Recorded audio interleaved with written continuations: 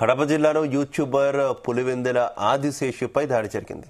ఇటీవల జరిగిన జడ్పీటీసీ ఉప ఎన్నికల్లో వైసీపీ తరపున ప్రచారం చేశాడని ఆదిశేషుపై కొందరు టీడీపీ సానుభూతి పరులు దాడి చేసినట్టు తెలుస్తోంది. పులివెందుల పట్టణంలోని కెనరా బ్యాంక్ ఎదురుగా ఎలక్ట్రీషియన్ షాపులో ఆదిశేషుపై దాడి జరిగినట్టు తెలుస్తోంది.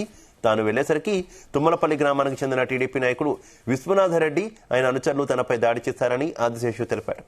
ఈ దాడిలో తన చెయ్యి విరిగిందని ఫిర్యాదు చేసే సమయంలో స్టేషన్లో సిఐ, ఎస్ఐ ఎవరూ లేకపోవడంతో ఏఎస్ఐ సిద్ధార్థకు ఫిర్యాదు చేసినట్టు ఆదిశేషు తెలిపారు.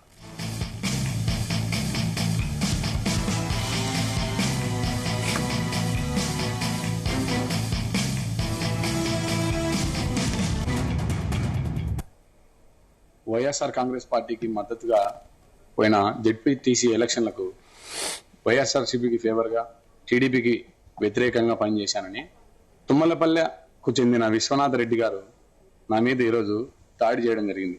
ఈ దాడి ఎందుకు జరిగిందంటే ఆయన నాకు 2 రోజుల కిందటి నుంచి నాకు ఫోన్లు చేసి బెదిరింపులు చేయడం కూడా జరిగింది. దానికి కావాల్సిన సాక్ష్యాలు ఫోన్ కాన్ఫరెన్స్లు అవన్నీ ఉన్నాయి.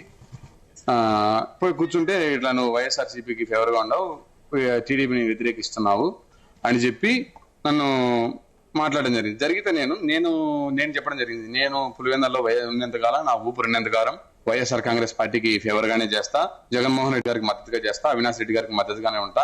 నా ఊపిరి వాళ్ళ కుటుంబానికి అంకితం అని చెప్పినాక ఆయనకు నచ్చక నా మీద తిరిగి వెంటనే అక్కడ ఉన్న ఫ్యాన్కు సంబంధించిన రాడ్లతో నా మీద తలకు కొట్టడానికి చూస్తే నేను ఇట్లా చెయ్యి అడ్డం పెట్టడం జరిగింది.